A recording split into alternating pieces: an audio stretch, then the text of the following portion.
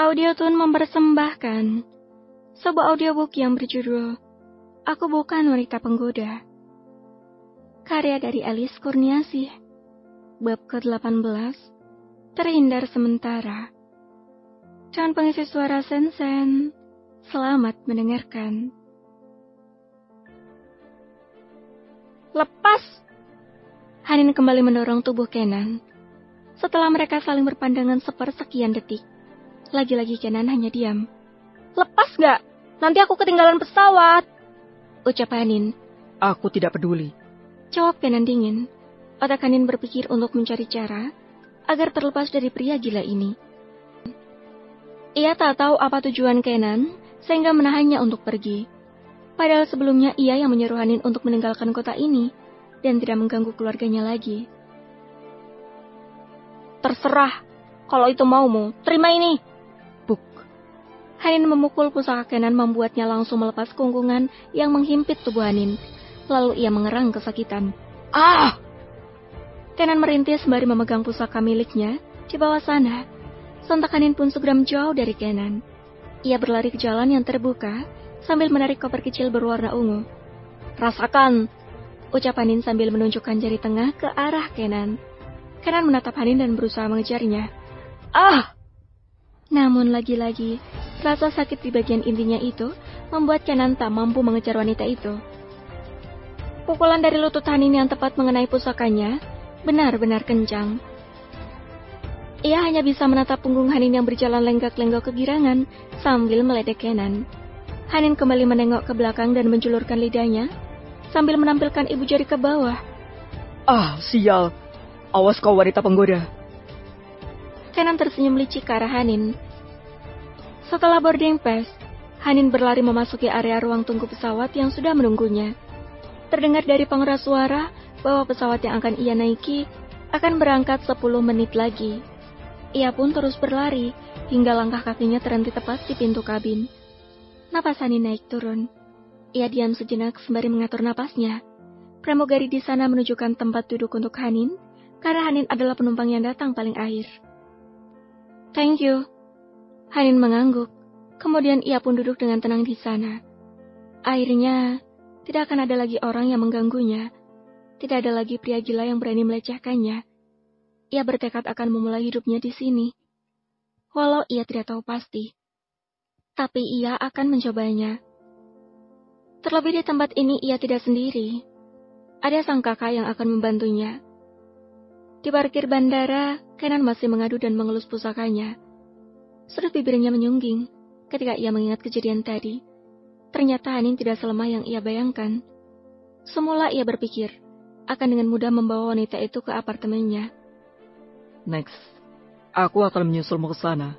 Kau pikir aku tidak bisa menemukan tempat tinggal kakakmu? Gumam Kenan yang memang mengetahui banyak semua hal tentang Hanin.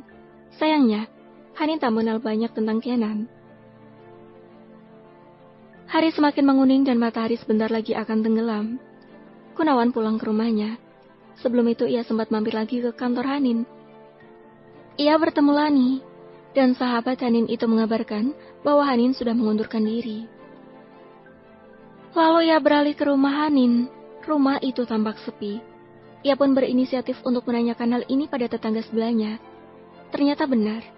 Hanin pergi dan wanita itu sempat menitipkan rumah itu pada tetangganya. Aku yakin kita akan bertemu lagi, Han. Gumam Gunawan dalam hati. Kini ia akan mulai memperhatikan calon bayi yang tengah berkembang di rahim sang istri. Ia akan mencoba untuk tidak membuat Kiara tertekan. Karena walau bagaimanapun juga, Gunawan tetap sayang dengan darah dagingnya. Gunawan memasuki rumah yang ia beli sendiri dari hasil usahanya. Walau beberapa kali Kenan menawarkan tempat tinggal yang cukup besar untuk adiknya. Tapi sebagai kepala keluarga, Gunawan menolak pemberian itu. Cukup sekali ia menerima uang dari Kenan untuk membangun usahanya yang diambang kebangkrutan dulu. Langkah kaki Gunawan terhenti saat ia hendak menaiki anak tangga. Karena memang biasanya sesampainya di rumah, ia langsung ke kamar dan tak memedulikan Kiara yang tengah menyiapkan makan malam di dapur. Namun kali ini arah mata Gunawan tak berhenti untuk menatap sang istri. Ya, Kiara terlihat berbeda. Biasanya istri Gunawan itu akan berdandan setar membahana dengan riasan yang cukup tebal di wajahnya, dan lipstik yang merah menyala. Kiara juga selalu memakai lingerie ketika di rumah, membuat Gunawan segan menatap istrinya. Karena Kiara terlihat seperti pelacur yang ia temui di klub malam. Namun sore ini Kiara tampak cantik dengan kaos oblong milik Gunawan yang tampak kebesaran di tubuhnya, tanpa pakaian bawahan. Kerah kaos itu pun tampak kebesaran, hingga terlalu turun ke samping, dan memperlihatkan sebelah bahunya yang mulus. Kiara juga hanya mengenakan bedak tipis di wajahnya, serta lipstik merah muda.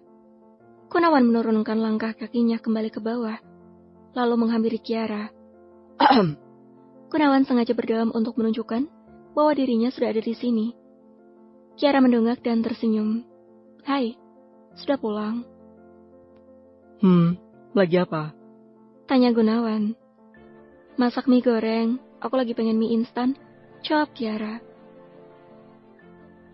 Aku kira sedang membuatkan makan malam untukku. Kiara tersenyum. Maaf, aku kira kamu pulang malam, atau sudah makan di luar. Karena biasanya kamu jarang menyentuh masakanku. Maaf, ucap Gunawan lirih. Selama ini Kiara memang sangat dekat dengan kekasih kakaknya. Cara fashion Kiara pun sama seperti Vanessa. Karena setiap membeli pakaian, tas atau sepatu, ia selalu meminta saran dari Vanessa. Sedangkan cara berpakaian Vanessa memang selalu senang terbuka dan menampilkan tubuhnya yang indah. Karena ia merasa memang tubuhnya sangat indah. Tapi saat ini Kiara lebih suka berpakaian casual. Mungkin bawaan si jabang bayi. Namun tanpa disadari justru penampilan Kiara saat ini membuat Gunawan sedikit meliriknya. Aku juga mau mie instan, tolong buatkan satu ya. Pinta Gunawan dan membalikan tubuhnya untuk kembali ke kamar. Ia ingin merehatkan sejenak tubuhnya setelah setengah harian bekerja. Bi, tolong buatkan bapak mie instan, pinta Kiara pada si Bibi, dan itu terdengar di telinga Gunawan yang baru saja sampai di tangga atas. Gunawan mengernyitkan dahinya. Ia sadar, sepertinya Kiara sudah tak ingin lagi melayaninya, bahkan hanya untuk sekedar membuatkan mie instan. Kiara pun tak pernah menyinggung tentang Hanin lagi. Ia juga tak pernah bertanya kapan suaminya pulang, padahal sebelumnya Kiara sangat bawel dan cerewet. Gunawan menggelengkan kepalanya dan menepi semua isi di kepalanya. Ia tak tahu akan dibawa kemana pernikahan ini. Satu yang pasti, ia akan menjadi seorang ayah dan ia akan bertanggung jawab hingga Kiara melahirkan. Karena anak akan tetap menjadi seorang anak. Dan tidak ada bekas anak, walau pernikahan itu sudah tak lagi utuh. Sedangkan di Bandara Kuala Lumpur, Hanin baru saja sampai. Ia menghirup udara sebanyak-banyaknya dengan senyum yang menyungging di sudut bibirnya. Ia senang, akhirnya bisa terhindar untuk sementara waktu dari keluarga Aditama, yang membuatnya selalu menangis. Setelah itu Hanin menaiki taksi. 1 jam kemudian ia sampai tepat di depan rumah sang kakak. Anti! Teriak Putri dan Ehsan, 2 keponakan Hanin yang lucu. Mereka membentangkan kedua tangannya untuk memeluk Hanin. Hanin pun melakukan hal yang sama. Mereka berpelukan dan tertawa. Diiringi Nida dan suaminya yang saling berpelukan, tepat berdiri di ambang pintu utama sambil tersenyum ke arah putra-putri mereka dan adik kandungnya. Bersambung. Terima kasih sudah mendengarkan.